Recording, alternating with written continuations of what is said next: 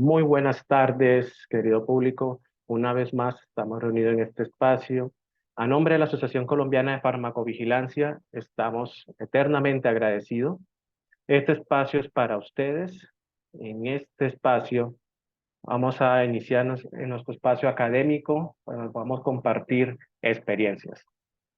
Quiero recordarles que este evento, por ser gratuito, no cuenta con certificación. Y para aquellos que quieran volver a ver esta presentación o reforzar, subiremos esta presentación a las redes sociales en los días posteriores. Antes de iniciar propiamente con el tema, quisiera comentarles unos eventos que estamos realizando y organizando desde la Asociación Colombiana de Farmacovigilancia en alianza con otras agremiaciones e instituciones gubernamentales. Entre los eventos, los que tenemos, el más cercano es nuestro evento latinoamericano de farmacovigilancia, nuestro simposio latinoamericano en su sexta versión, la cual se realizará la siguiente semana en la ciudad de Cartagena de Colombia, país Colombia. Y los que deseen profundizar, está el link y en la cual pueden contar con acceso virtual pago para dicho evento. El siguiente evento que tenemos para la siguiente semana es nuestro evento nacional y latinoamericano de farmacovigilancia para los estudiantes de las distintas áreas de la salud, lo cual será un único día, 8 de septiembre. Para los que es un evento gratuito, pero para los que no puedan asistir de manera presencial, se estará compartiendo un link de acceso gratuito también.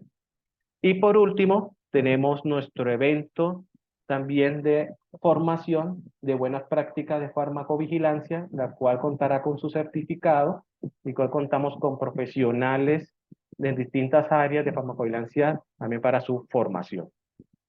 Ya dicho esto, vamos a iniciar con este espacio del mes de agosto, bajo el acompañamiento de nuestro doctor Luis Quiñones, con el tema farmacogenómica y sus aplicaciones clínicas, situación latinoamericana e implicancias en la farmacoterapia.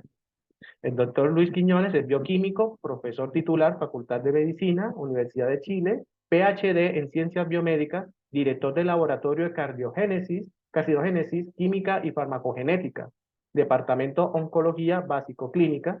Sus áreas de investigación científica corresponden a la farmacología y toxicología molecular, particularmente en farmacogenómica, donde posee más de 130 publicaciones científicas, 2 libros, 14 capítulos de libros y 6 patentes farmacéuticas. Ha sido tutor de más de 35 tesis de posgrado, doctorado y magíster. Es editor asociado de 9 journals, miembro de comités editoriales en 11 journals y revisor de más de 40 revistas internacionales indexadas. Pertenece a la Sociedad de Genética y Farmacología de Chile. Es codirector de PRGRN Development Countries Committee, past president de la Sociedad Latinoamericana de Farmacogenética y Medicina Personalizada, Solfagen, coordinador de la Red Latinoamericana para la implementación y validación de guías clínicas farmacogenómicas, miembro de 6 consorcios internacionales de investigación, Gastric Cancer, EPB, NCI, NIH, DLI, Arrayal, Contact 19, COVID-19, COPNET, COVID-19 y el Clinical Pharmacogenetic Implementation Consortium, FAMGKB. Doctor, muchas gracias por este espacio. Espero público que sea de su agrado. Le cedo la palabra, doctor. Muy agradecido, Cristian. Gracias por la presentación, extensa presentación. La idea sería haber resumido un poquito, pero de todas maneras, es un tema particular mío de rubor, por decirlo. Pero bueno, de todas maneras, enormemente agradecido de poder participar. Como yo le señalaba con antelación, es para mí un honor participar de estas charlas y poder transmitir a todos ustedes eh, lo que nosotros hemos hecho, tanto en mi país como en Latinoamérica, en colaboración con múltiples personas de diferentes países, y cómo la farmacogenómica se ha ido posicionando tanto en el mundo como en Latinoamérica y en cada uno de nuestros países. Ciertamente, faltando algunas cosas por hacer. Así es que lo que les voy a mostrar a continuación es un barrido de la farmacogenómica en sus aspectos fundamentales, cómo estamos en Latinoamérica y qué implicancias puede tener en nuestra farmacoterapia y en la salud pública en general.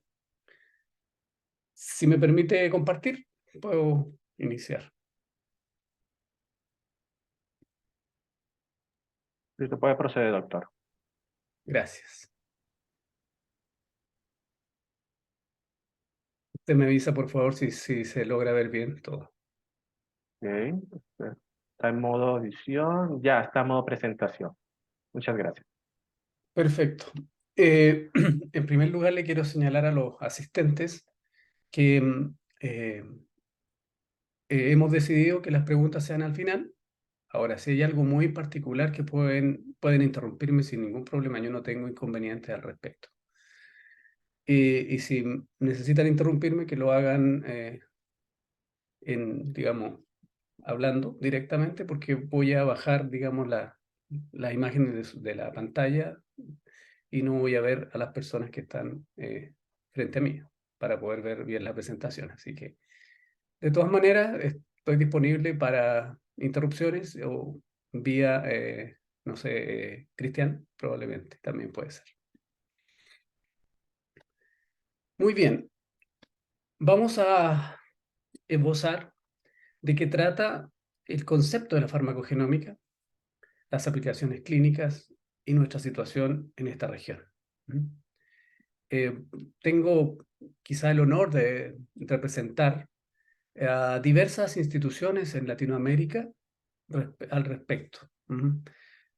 Puedo señalar que en esta instancia muy relevante, además de la red latinoamericana que yo coordino, la Sociedad Latinoamericana de Farmacogenómica y Medicina Personalizada, eh, que es bastante amplia en Latinoamérica, respalda todas estas presentaciones y también la Red Latinoamericana de Genética Humana. Y por tanto, eh, siento humildemente la representación de ellos. ¿De qué trata en esencia la farmacogenómica? La farmacogenómica es una herramienta que es apropiada para desarrollar la medicina de precisión, o también denominada la medicina personalizada. Ahí tenemos una dualidad. Hay personas que utilizan más el concepto de medicina personalizada y personas que utilizan más el concepto de medicina de precisión. Esencialmente en el área médica se usa más el concepto de medicina de precisión, puesto que además se acopla a lo que es la farmacogenómica, todo el concepto de terapias dirigidas, terapias con compuestos biotecnológicos, que también pueden adentrarse dentro de la farmacogenómica sin ningún problema. El concepto de la medicina de precisión o personalizada corresponde a la adaptación de todo el protocolo clínico del tratamiento, ¿cierto?, a las características, necesidades individuales del paciente durante todas las etapas. Hablemos de la etapa del cuidado, desde la prevención, del diagnóstico, la terapia y el seguimiento. Y marco la terapia para señalar que aquí es el foco principal de la farmacogenómica y particularmente en la farmacoterapia, que es parte de lo que nos convoca aquí. ¿Y qué es lo que pretende la medicina de precisión? Y por lo tanto, ¿qué es lo que pretende la farmacogenómica? Hacer que podamos responder preguntas muy simples con base científica. Preguntas simples que tienen todos los individuos. Por ejemplo, ¿por qué alguien necesita el doble de una dosis estándar de un fármaco para que sea efectivo? ¿Por qué una droga funciona para una persona pero no funciona para otra? Siempre nos preguntamos cosas como eso. ¿Por qué yo tengo efectos secundarios y tú no los tienes? ¿Por qué algunas personas contraen un cáncer, por ejemplo, y otras no contraen? ¿Qué hace la diferencia? Esa es la pregunta de la medicina personalizada o de precisión. Desde el punto de vista más clínico, en el fondo se trata de cómo enfrentar la odisea terapéutica de la variabilidad. Y esto tiene un foco muy antiguo. Es decir, muchas personas en la antigüedad señalaban el concepto de variabilidad como algo muy importante. Tanto es así que Hipócrates, el padre de la medicina, señaló que es más importante saber qué tipo de persona tiene una enfermedad que saber qué tipo de enfermedad tiene una persona, con el foco en la persona. Y nosotros en el área clínica, médica, farmacéutica, partimos mal, porque el foco no fue la persona, sino el fármaco, y las adaptaciones individuales empezaron hasta hace poco. La personalización. Desde el punto de vista más clínico, propiamente tal, para la identificación de las dosis de los fármacos y observar cómo responden los pacientes, nosotros hacemos estudios clínicos. Los estudios clínicos fase 1, fase 2, fase 3, fase 4, ¿cierto? Estableciéndose que los estudios fase 2 y fase 3 esencialmente es donde nosotros tratamos a los pacientes y vemos con un nuevo fármaco, por ejemplo, cuál es su respuesta. Y en general obtenemos respuestas variadas. Pero llegamos, y voy a poner una gaussiana perfecta, llegamos a una respuesta generalizada en que la mayoría de los pacientes responden a una dosificación después de los estudios clínicos, que va a ser finalmente la dosis recomendada.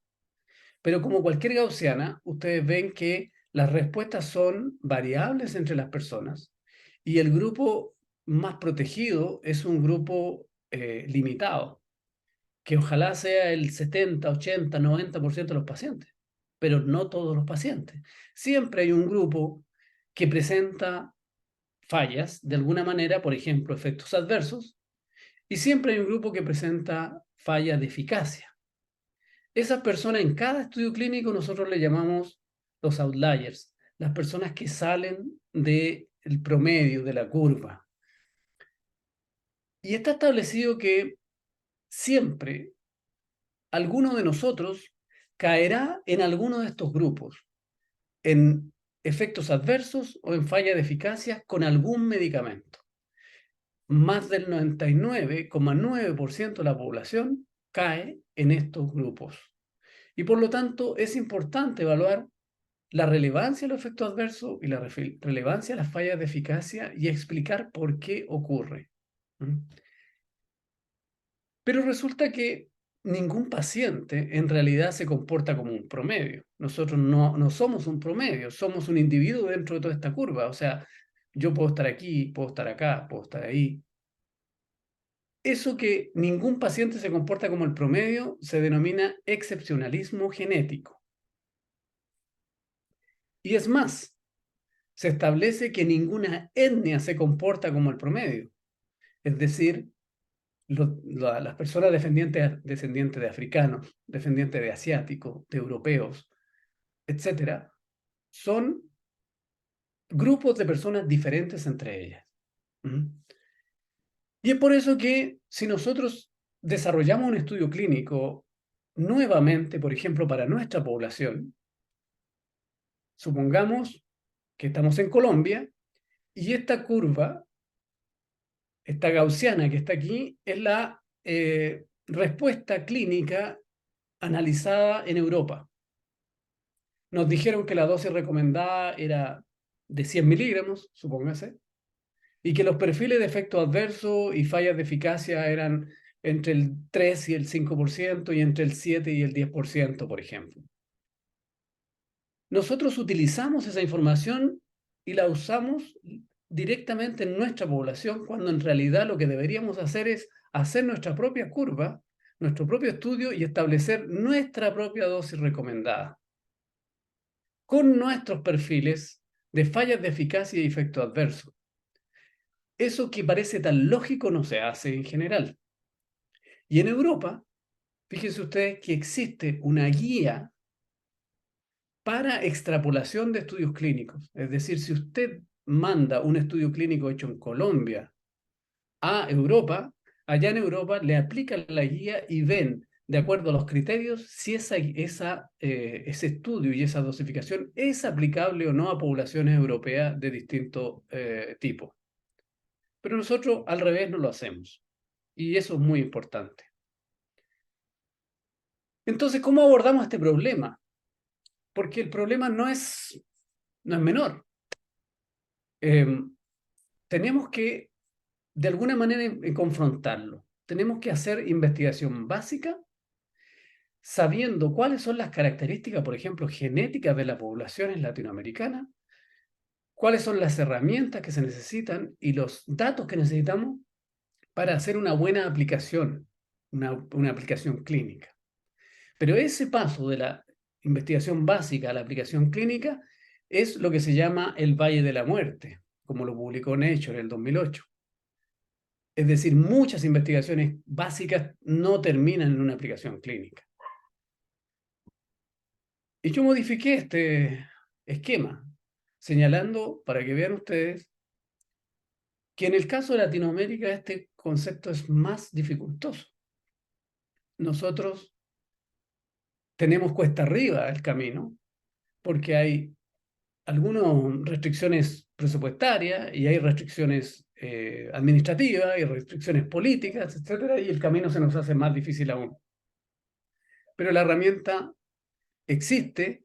Hoy en día tenemos la farmacogenómica como un nuevo puente de aplicación clínica en que es un puente un poco más sólido. Yo lo pongo bien sólido, así, estableciendo que la farmacogenómica es una herramienta muy eficiente. Y es una herramienta que utiliza todos los conceptos de la toxicología, la farmacología y la biología molecular para establecer medicina de precisión. Y no tenemos ninguna excusa porque tenemos la información y hoy en día tenemos la tecnología, sobre todo después de la pandemia, que nos llenamos de termocicladores tiempos reales, que es un equipo en el cual se puede hacer perfectamente farmacogenómica. Entonces, ¿qué persigue la farmacogenómica? Voy a definir la farmacogenómica de una forma muy simple. El estudio total de los genes que influencian la respuesta farmacológica y la visión global. El estudio total de los genes que participan en la respuesta farmacológica implica los genes que participan en la farmacocinética y los genes que participan en la farmacodinamia. Entonces lo que queremos es tener un test de DNA, un ensayo, que nos permita discriminar entre la población que va a ser enfrentada a un fármaco, quiénes de esa población van a tener una respuesta segura y eficaz, que es lo que todos perseguimos. ¿Quiénes de esa población van a tener una respuesta segura pero ineficaz? Y por lo tanto, prácticamente el fármaco no sirve para nada. ¿Y quiénes de estas personas van a tener una respuesta, además de ineficaz, insegura, con efectos adversos, lo cual es más grave aún? ¿Quiénes de estas personas van a tener una respuesta eficaz pero insegura? Y que por lo tanto tenemos que hacer un equilibrio ahí entre si lo usamos o no, de acuerdo a la inseguridad que tiene. Eso ocurre generalmente en los protocolos quimioterapéuticos del cáncer. Pero este test debe ser validado clínicamente una vez que nosotros logremos disponer de él. ¿Y validar qué? Validar que el genotipo, es decir, la característica genética de la persona, refleja el fenotipo, refleja la respuesta. Es decir, tener un test genético, un test de DNA, cuya característica nos explique cómo va a responder el paciente. ¿Cuál es la lógica de la farmacogenómica entonces? La lógica es que lo primero que debemos hacer es identificar variaciones en la respuesta a fármacos, y esa identificación es en la clínica. En la clínica vemos que los pacientes no todos responden, que algunos responden mal, que algunos tienen efecto adverso, etc. Una vez identificado eso, tenemos que hacer un protocolo de investigación que permita asociar dicha variación de la respuesta con variaciones genéticas, o sea, el fenotipo con el genotipo. Como ya tenemos la identificación de todos los genes humanos, no es difícil ir a un gen humano a ver cuál es la variación que establece, la variación genética que establece la variación fenotípica. Posterior a eso, evaluar la significancia clínica de las variaciones genéticas, es decir, si encontramos variaciones genéticas que explican la variación fenotípica o de respuesta, entonces tenemos que saber si eso es significativo como para ser aplicado. desarrollar pruebas genéticas, si eso es significativo, validar clínicamente esas pruebas genéticas y después usarlas en la clínica para individualizar la farmacoterapia. Todo este proceso, que puede ser laborioso, ya está realizado con varios fármacos y estamos muy prontos a las aplicaciones nuevas. Por lo tanto, este camino de la básica a la aplicación clínica ya está siendo avanzado y la farmacogenómica está muy cerca de la aplicación clínica. Desde el punto de vista más genético, si ustedes quieren asociar un genotipo con un fenotipo, les ejemplifico aquí como el alelo 1 y el alelo 2, por ejemplo, o el alelo 1 y la variación genética en el alelo 2, en que un individuo tiene una timina, que sería lo normal, el genotipo silvestre que le llamamos nosotros, y el otro individuo tiene una guanina, que es una variante genética que es identificable por métodos moleculares, y resulta que, a pesar de esta ser un nucleótido dentro de 20.000 o 30.000 nucleótidos de un gen, puede ser, a pesar de ser uno solo, puede reflejar que el cambio haga que haya una toxicidad clara. Y eso sí se ha visto.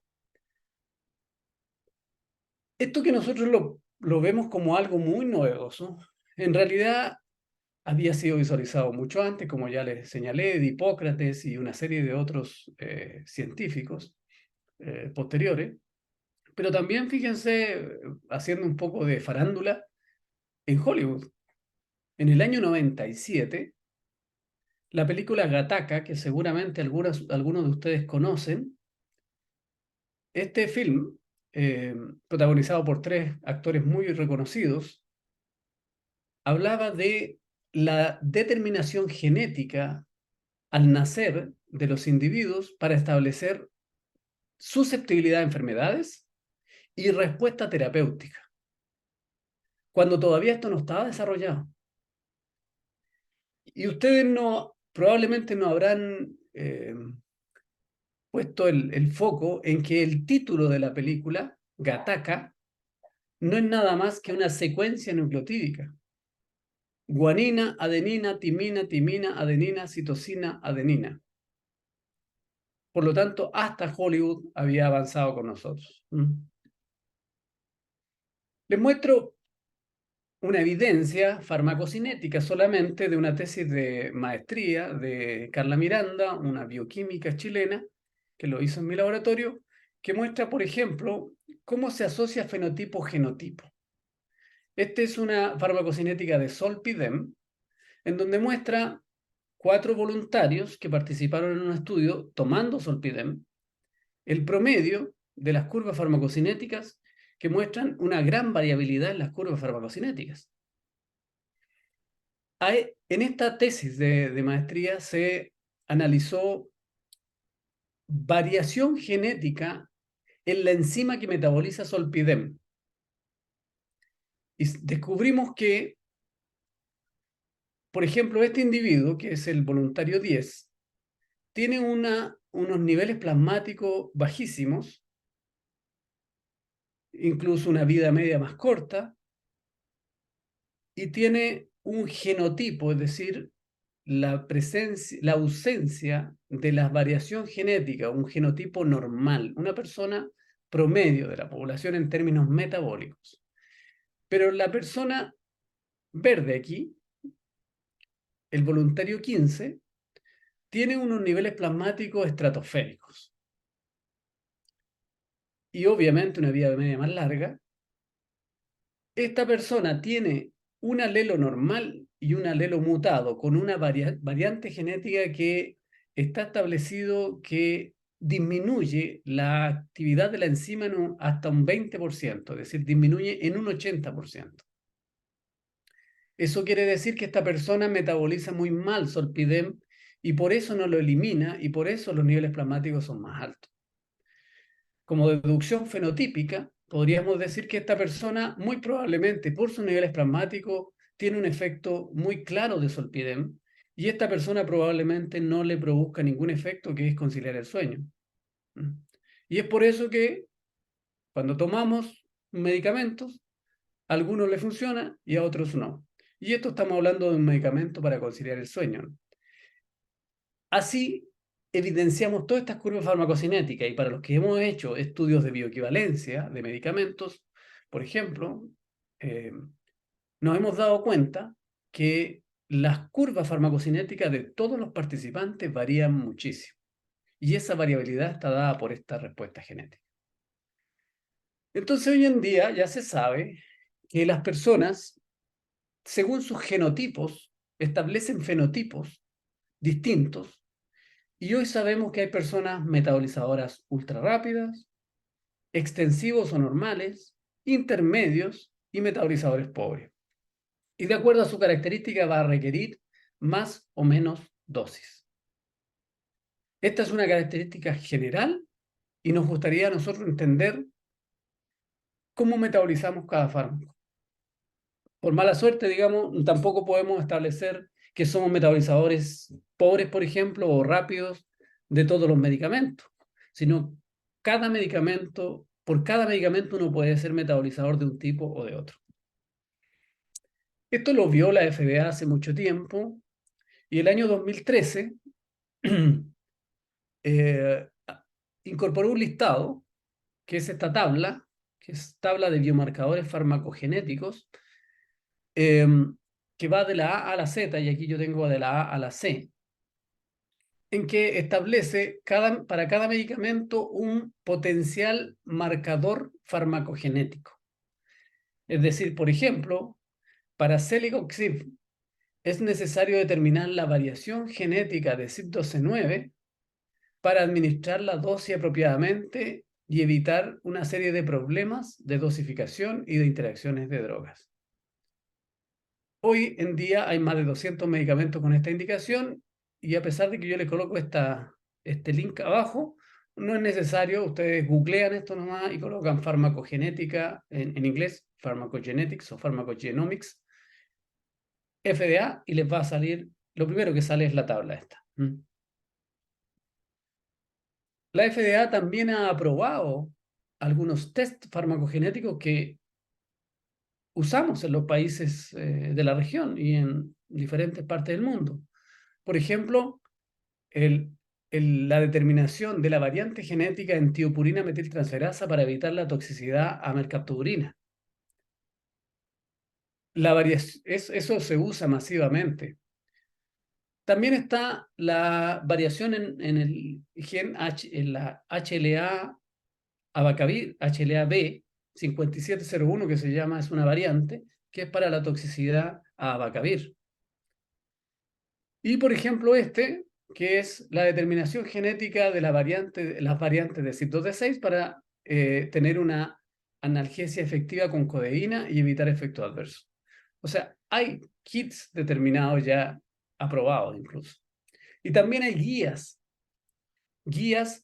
y consorcios al respecto. El consorcio CEPIC, el Consorcio para la Implementación Farmacogenética en Clínica, al cual pertenecemos, publica cada cierto tiempo guías clínicas farmacogenómicas. Y esta es una de las últimas, una de las 3 últimas probablemente, en el 2021, una guía clínica para la determinación farmacogenética de opioides, determinando 3 genes que son importantes para eso: citocromo P450 2D6, OPRM1 y COMT, para que ustedes vean lo que hay.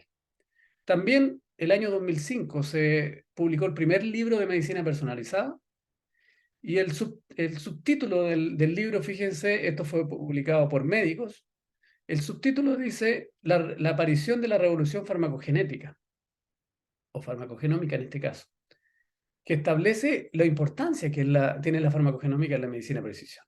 En la contratapa del libro dice las 5 R: la dosis correcta para la droga correcta, de la indicación correcta, en el paciente correcto y al tiempo justo, o al tiempo correcto.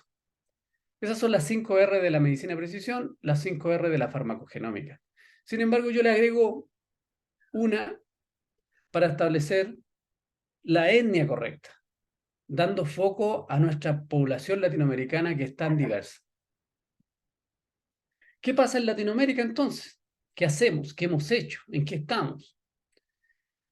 Les voy a mostrar el panorama mundial del 2016, con todas las iniciativas de implementación mundiales. Y ustedes pueden ver los puntitos, dónde están las iniciativas en el mundo en farmacogenómica, esencialmente en Estados Unidos y en Europa, con un punto bien importante en España, que tiene mucha participación al respecto. ¿Qué pasa en Latinoamérica en el año 2016? Nada. Muy poca iniciativa, algunos esfuerzos individuales, pero nada institucional. Entonces, lo bueno de esto es que ya el año 2014, 2 años antes, nosotros como grupo latinoamericano habíamos visualizado esto. Y decidimos hacer un examen o un análisis de qué pasaba en Latinoamérica respecto a la farmacogenómica. Entonces hicimos una encuesta, hicimos un análisis, una búsqueda de publicaciones para determinar la importancia de la farmacogenómica en Latinoamérica y ahí logramos aunar alrededor de 9 países en Latinoamérica e investigadores que habían hecho algo al respecto. Posteriormente, empezamos a analizar cuál era toda la situación latinoamericana. Hoy en día sabemos que no existen guías como hay para el mundo específica para poblaciones latinoamericanas. Hay un solo programa de capacitación que lo iniciamos nosotros el año 2022 y que vamos a lanzar una segunda versión probablemente a fines del 2023 o a principios del 2024. No hay una base de datos que reúna las variaciones genéticas. Y nosotros tomamos datos solo del proyecto Milgenomas, que tiene una población muy pequeña para Latinoamérica. No hay iniciativas para convencer a los gobiernos de usar las herramientas farmacogenómicas que se ha demostrado que son costo efectivas. Y en el mundo hay varios países que ya lo están usando y hay países que lo han incorporado en sus planes de salud, como Suecia, Islandia, Estados Unidos o Canadá. En Latinoamérica lo primero que se hizo fue el año 2006, un proyecto CITED, que es la Red Iberoamericana de Investigación Farmacogenética, que fue un proyecto que duró del 2006 al 2010 y que aún la red existe.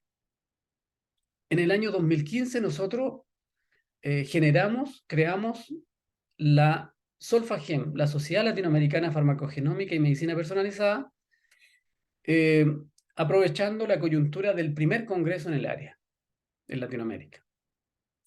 En el año 2019 postulamos y nos adjudicamos un nuevo proyecto CITED, la Red Latinoamericana para la Implementación de Guías Clínicas Farmacogenómicas, que está funcionando actualmente.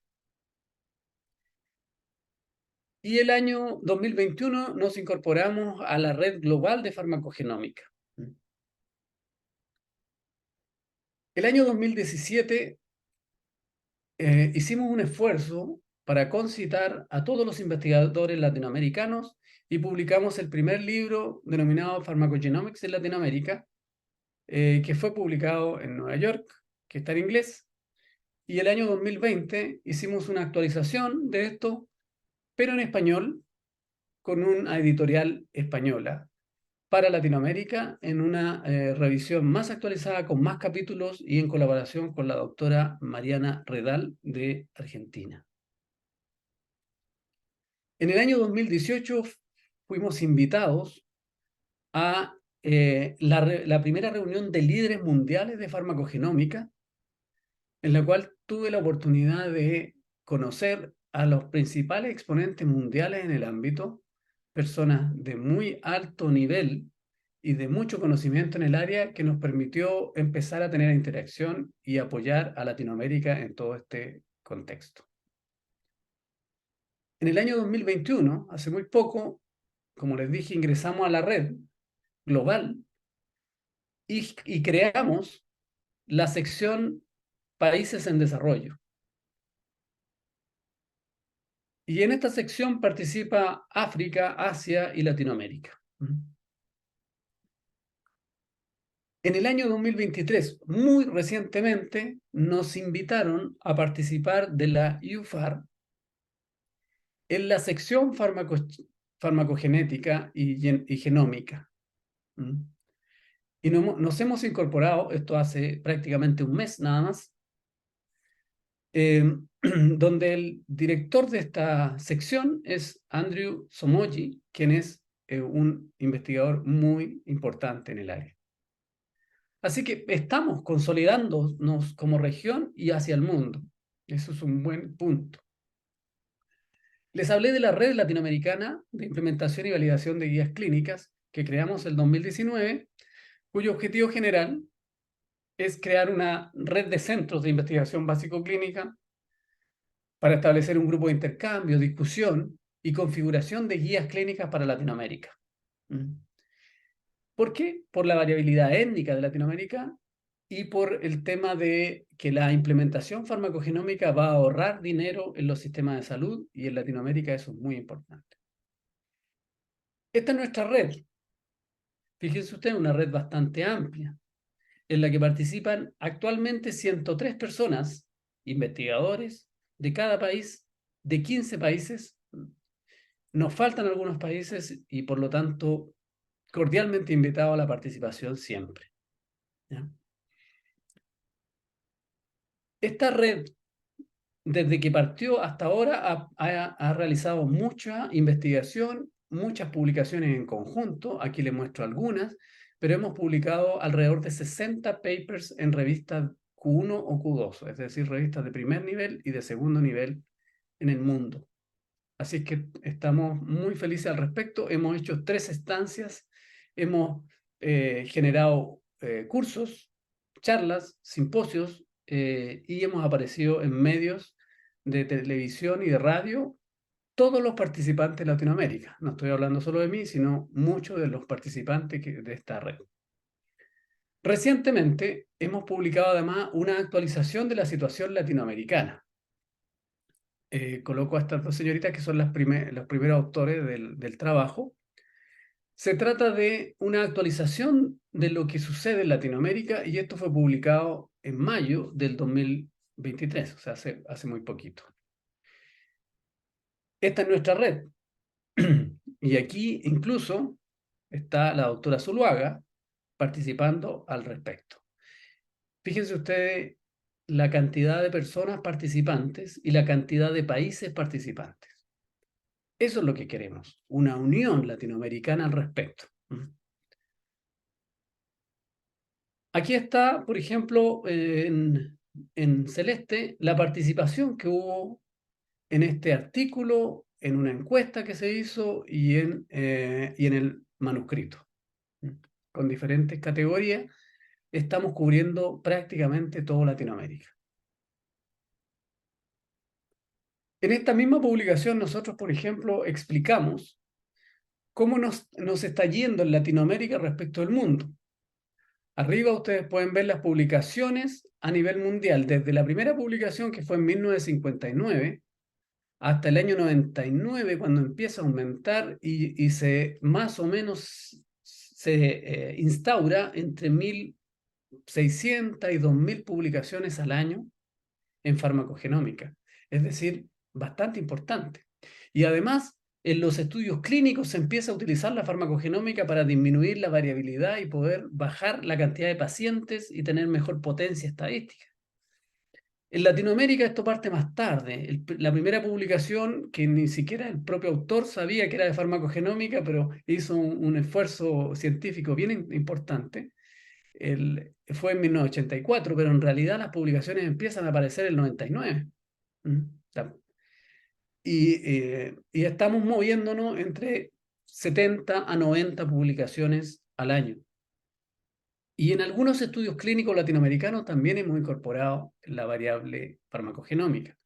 Pero estamos bajos porque el porcentaje de publicaciones latinoamericanas respecto al mundo es 3,44%. Y el porcentaje de participación en estudios clínicos con la característica farmacogenómica es del 2,45%, considerando que somos el 8,3% de la población mundial. Es decir, estamos bajo nuestro relación per cápita, por decirlo así.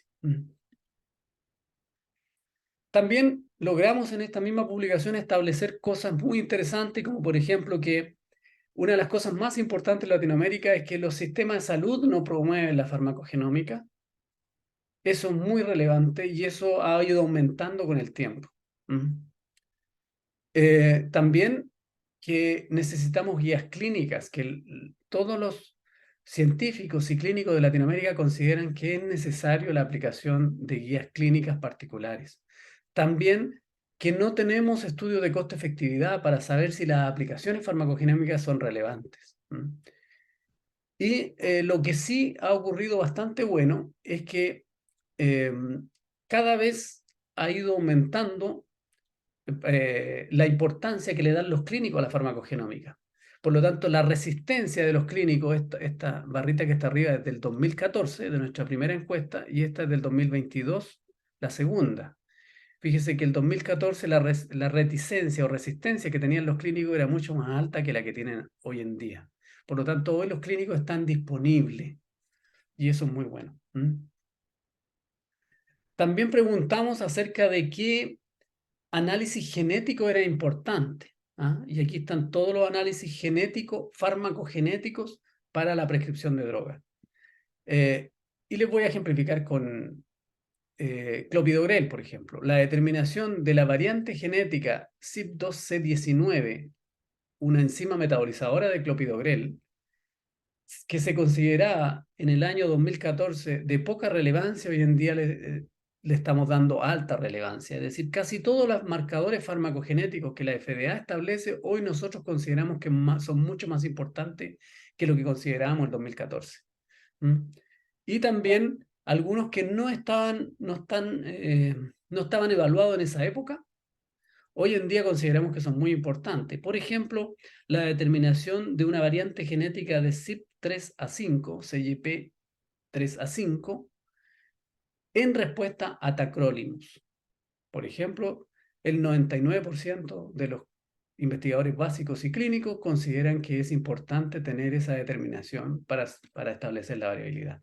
Algunos ejemplos solamente.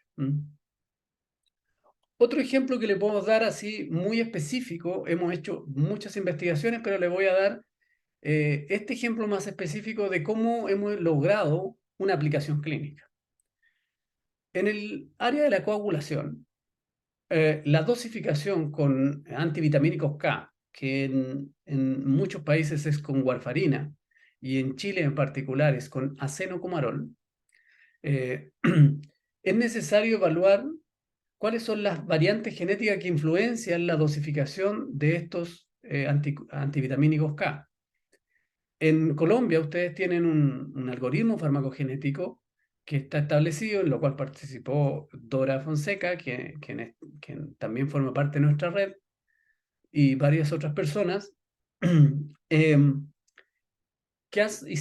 han hecho un camino parecido, solo que en nuestro camino nosotros estamos haciendo actualmente ya la aplicación clínica.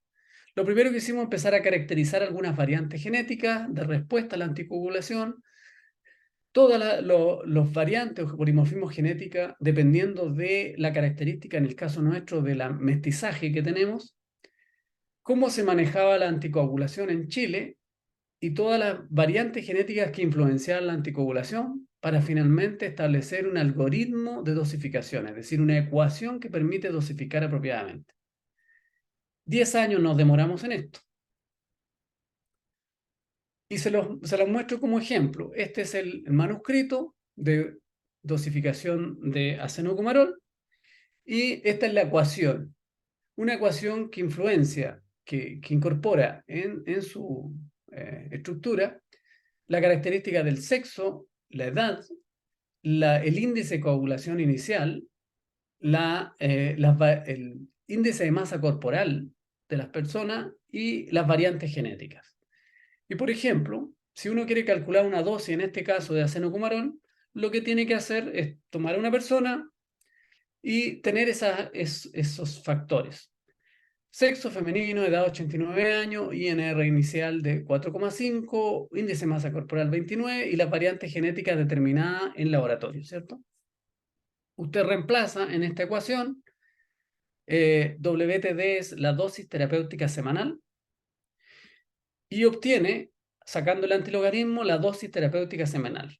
Ciertamente le va a dar una fracción decimal, pero el clínico tiene que aproximarla al mejor valor más cercano que tenga. Y esa persona es mi madre, que utiliza aproximadamente esa dosis, para que ustedes vean un ejemplo bien cercano. Hoy en día estamos en un proyecto de validación clínica, generando además un software que nos permita colocar todos los datos del paciente más los datos de las variantes genéticas, y una vez que tengamos todo eso incorporado en el software, presionando una tecla, obtener la dosis estimada de acenocumarol. Eso ya está hecho, estamos terminando el proyecto y probablemente el próximo año le puedo dar resultados de la implementación clínica directamente. Una de las preguntas que habitualmente me hacen es si es costo efectivo hacer estudios de farmacogenómicos o utilizar la farmacogenómica en la clínica. Bueno, eso de costo-efectividad tenemos que analizarlo. No tenemos estudios en Latinoamérica, pero sí existen estudios en Europa y en Estados Unidos.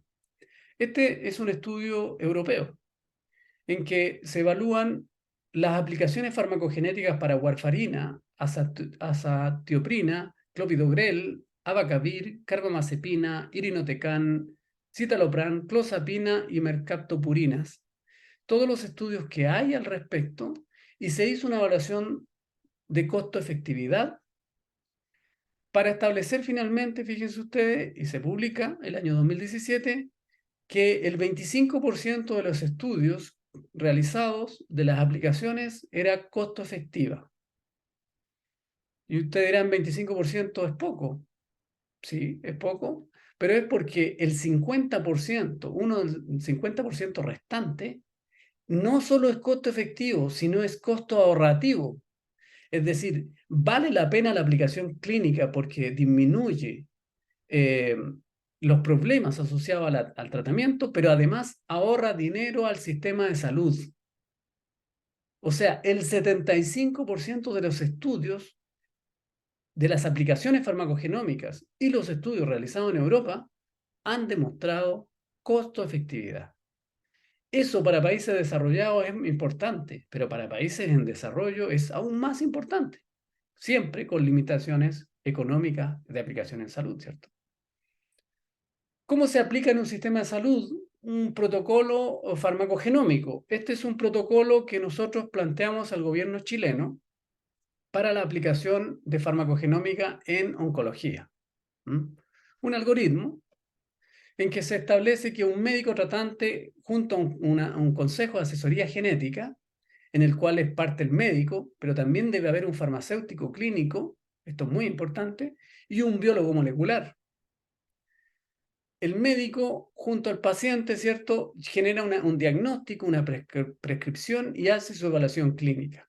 Luego del monitoreo y seguimiento, si se sospecha un fenotipo raro, es decir, efectos adversos, fallas de eficacia que no están contempladas en la habitualidad, se manda a determinar los genotipos de las variantes genéticas de las enzimas relacionadas con el metabolismo de estos fármacos. Para eso tiene que haber un laboratorio de análisis molecular, un laboratorio farmacogenético. Una vez que se mande a hacer esto y vuelvan los resultados, el médico junto al consejo de asesoría individualiza la dosis del fármaco y hace seguimiento clínico para la respuesta terapéutica. Y ahí se va a ir viendo que va habiendo mejoría. Es decir, todo este proceso es algo que se puede hacer. Entonces, ¿qué es lo que se plantea? Cambiar la situación. ¿Cómo estamos hoy, se supone? Un paciente dice, mire, doctor, sigo mal con su tratamiento. El médico le dice, aumentemos la dosis y si falla usaremos otro medicamento. Y por tanto, mañana lo que tenemos que hacer es que con un perfil farmacogenético adaptemos la dosis. Pero ¿saben qué? Esto no es hoy y esto no es mañana al parecer.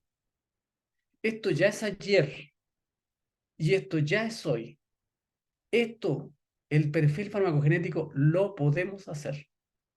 Tenemos laboratorios tenemos la información, tenemos la tecnología, solo es necesario implementarlo, convencer a las autoridades que se implemente o que haya laboratorios privados que lo hagan. Pero tenemos para una buena cantidad de fármacos ya. ¿Cuál es el futuro de la farmacogenética?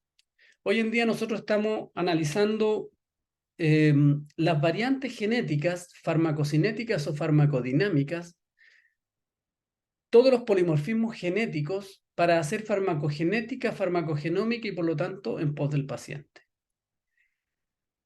Estamos hoy en día iniciando investigaciones de las modificaciones epigenéticas, de cómo alteraciones medioambientales afectan los genes que metabolizan fármacos. Y si bien no es el mayor porcentaje que explica la respuesta, puede ser el 15, 20, 25% de la respuesta, la suma de la farmacogenética con la farmacoepigenética va a permitir responder, explicar la respuesta de todos los pacientes. Ese es el foco, farmacoepigenómica. Nosotros hemos hecho algo, esta es una primera aproximación en una tesis de doctorado reciente, en que estamos analizando factores epigenéticos que son los microRNA, cómo afectan la expresión de las enzimas que metabolizan fluorouracilo y oxaliplatino en el tratamiento del cáncer colorectal, aumentando, por ejemplo, la expresión o disminuyendo la expresión. Y ahí estamos focalizados para tratar de realizar eso. Desde el punto de vista más pragmático, ¿para qué le sirve a la industria farmacéutica hacer hacer farmacogenómica? Le sirve mucho. Las industrias farmacéuticas va a poder hacer ensayos clínicos más fáciles porque va a tener controlada la variabilidad. La industria farmacéutica va a poder recuperar algunos medicamentos que tuvieron reacciones adversas y que salieron del mercado, porque ya tenemos una explicación del por qué ocurrió en muchos casos. El hacer farmacogenómica para la industria farmacéutica le va a diferenciar el producto, va a ser una etiqueta de diferenciación. Además va a poder hacer potencias diferenciadas, es decir, dosificaciones para pacientes metabolizadores lentos, pacientes metabolizadores rápidos, etc. Y va a encontrar nuevas dianas o blancos terapéuticos. Es decir, sirve mucho. Para la industria del diagnóstico, fíjense ustedes, también es importante, porque los test farmacogenéticos son test diagnósticos de respuesta terapéutica, nuevos test. Y para los sistemas de salud, ni hablar, disminución de toxicidad, aumento de la eficacia, menor uso de medicamentos, reducción de estadías hospitalarias y la reducción de costos general para el sistema de salud pública. Entonces, queremos una medicina personalizada, una medicina de esta forma con foco genético que tenga un nombre, que diga, esta medicina es para el señor Cristian, ¿ah? Porque sabemos su genética. Para eso nosotros tenemos nuestra red y nuestra sociedad. La red Relivaf tiene 15 países incorporados, la sociedad latinoamericana tiene más países incluso incorporados.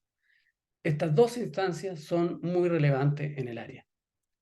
Por lo tanto, yo los invito a que vayan al 5º Congreso Latinoamericano de Farmacogenómica, que es el 7 al 9, aprovechando que algunos van a Cartagena por el área de farmacovigilancia. La farmacogenómica es una herramienta importante de farmacovigilancia. Por lo tanto, del 7 al 9 se quedan un ratito más y van al Congreso, donde van a estar los mayores expositores latinoamericanos y del mundo en el área. Muy bien, muchas gracias por todo. Este es mi laboratorio. Aquí se ve muy serio, así que lo cambiamos. Un laboratorio que hace mucha investigación al respecto y que quienes están ahí son realmente los que hacen las investigaciones que nosotros publicamos. Muchas gracias, estoy disponible a algunas preguntas. Muchísimas gracias, doctor. De verdad, de todo corazón, impactado, impresionado, admirado por su gran recorrido y su aporte a toda la población latinoamericana. Nuevamente, muchas gracias por este espacio. De Eh, nada, de nada. de verdad, personalmente comparto una pequeña experiencia que la farmacodinámica, mi primera vez que lo escuché fue un evento internacional en Argentina, la Federación Internacional de Farmacéuticos en 2017, 18, y eso para mí fue revelador ese nuevo enfoque. Qué bueno. Vamos a leer preguntas del público, primero vamos a leer, luego si las personas están a gusto pueden levantar la mano y expresarlo. Hay muchos saludos de países de Latinoamérica como Ecuador, El Salvador, Perú, México, lo cual estamos muy agradecidos por su participación.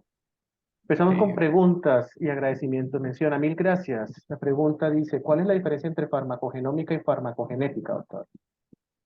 muy bien eso. En el mundo se usa prácticamente de manera indistinta, pero en realidad hay una diferencia, diferencias fundamentales.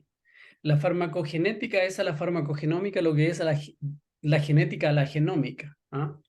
Es decir, eh, la genómica o la farmacogenómica en este caso, lo que busca el análisis global de todos los genes que influencian la respuesta farmacológica, es decir, desde los genes farmacocinéticos, los farmacodinámicos, y la respuesta global del genoma, incluyendo incluso variables no genómicas como las características del paciente. O sea, uno con farmacogenómica puede hacer algoritmos farmacogenómicos, puede hacer modelos predictivos, modelos poligénicos, etc.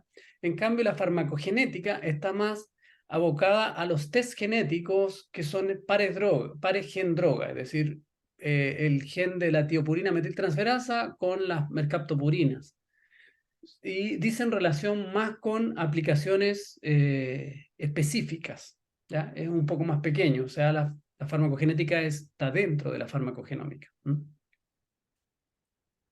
Espero haber Muchísimas, respondido. muchas gracias, Doc. Siguiente pregunta es un agradecimiento con pregunta, un poco extenso. Excelente presentación, muchas gracias, doctor. Realmente es muy inspirador ver todos los esfuerzos para garantizar que Latinoamérica cuente con datos representativos que permitan realizar implementación que garantice resultados en salud pública. En este contexto, ¿cómo considera usted que podríamos lograr acceder a los datos poblacionales a partir de las muestras que se han procesado en laboratorios fuera de Latinoamérica y son claves para poder establecer nuestras frecuencias? Eh, bueno, de nada y es una excelente pregunta en el sentido de que eh, es bueno acceder a toda la data que existe. Muchas publicaciones tienen acceso público de los datos, por lo tanto no es tanto problema. Además hay bases de datos públicas mundiales. Aquí veo que está presente el doctor Andrés López, quien es un colaborador muy importante de nuestra red y que además conoce muy bien todas las bases de datos del mundo al respecto. Eh, pero todas esas bases de datos subestiman la participación de Latinoamérica, ¿ah? Nosotros tenemos pocos datos agrupados, tenemos datos individuales de las investigaciones propias. Lo que tenemos que hacer es generar una base de datos latinoamericana muy robusta y resolver de esa forma nuestra falta de información. Pero sí, podemos tener información mundial para hacer nuestra primera aproximación latinoamericana. Muchas gracias, doctor. Continuamos. ¿Qué implicaciones éticas puede tener la aplicación de la farmacogenética? Mencionó que la implementación clínica puede disminuir costos para los sistemas de salud. Tiene otras preguntas pegadas.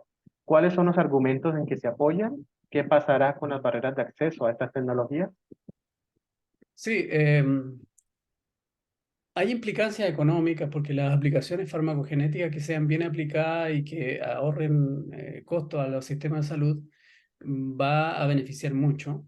Y eso es una implicancia ética importante, digamos, buscar el beneficio de las poblaciones, sobre todo las de menos recursos.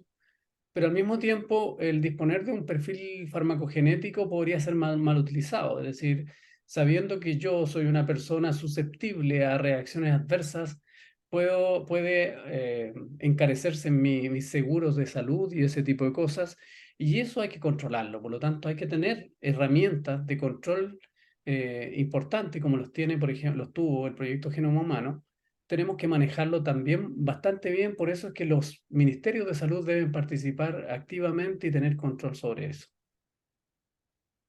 Muchas gracias. Otra pregunta. ¿Qué tan viable es que países latinoamericanos implementen tratamientos personalizados como estos basados en los genes? Absolutamente viable. De hecho, nosotros estamos en el último año del proyecto nuestro, Relivav. La red va a continuar, el proyecto termina este año y en el último año lo que estamos tratando de hacer es juntarnos con autoridades para que acepten la participación y codifiquen eh, los test farmacogenómicos más aceptados ya y aplicables a poblaciones latinoamericanas eh, para que lo podemos usar en el sistema de salud permanentemente. Ya existen, hay pruebas, tenemos cómo hacerlo, tenemos laboratorios, es decir, no son todos, pero tenemos algunos. Sí, le complemento que en Colombia también en el sistema de salud ya están algunas pruebas genéticas para ello. Siguiente pregunta. Primero como comentario, decía, excelente disertación. ¿Qué aporte traen los diagnósticos que se han implementado para COVID para el desarrollo de farmacogenética? Por ahora nada, porque la farmacogenética necesita tener aplicaciones farmacológicas para estudiar la metabolización, la participación de ese fármaco y saber qué genes podrían influenciar la respuesta. Como no tenemos tantos fármacos que están sugeridos para COVID, entonces no tenemos todavía un crecimiento farmacogenómico en COVID. Con el doctor López, de nuevo lo voy a mencionar, Andrés, un gusto, por ahí está. Ujú. Se realizó un estudio in silico para buscar algunos fármacos que pudieran tener aplicación como fármacos para COVID. Y en ese estudio in silico se predijo prácticamente la participación de algunos fármacos muy interesantes. Y por lo tanto ya tenemos algunas herramientas para partir, pero no para aplicar todavía. Perfecto. Mm, Siguiente, dice, buenas noches, muchas gracias por la información. ¿Se podría implementar la farmacogenética para enfermedades como la migraña si ya se han descartado la relación de esta con otras enfermedades y alimentación o hábitos? Sí, o sea, la migraña es multifactorial, tiene algunos factores que dicen relación con hipertensión, con formación de trombos, con formación, etcétera. Y por lo tanto, lo que uno aborda es el tratamiento farmacoterapéutico, es decir, a través de eso, no directamente en la enfermedad, sino la aplicación farmacoterapéutica, y sí se puede.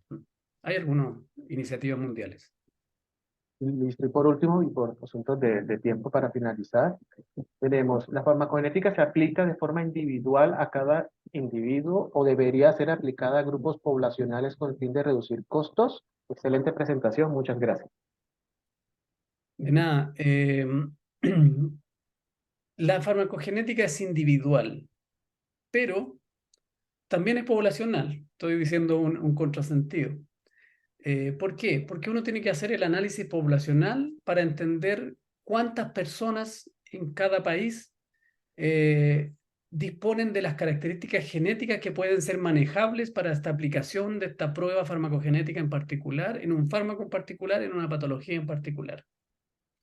Si en una población, en un país o en una mezcla étnica en particular, la frecuencia de las variantes que explican una mala respuesta es del 40%, entonces uno dice, esta es una aplicación que se requiere un programa de salud al respecto.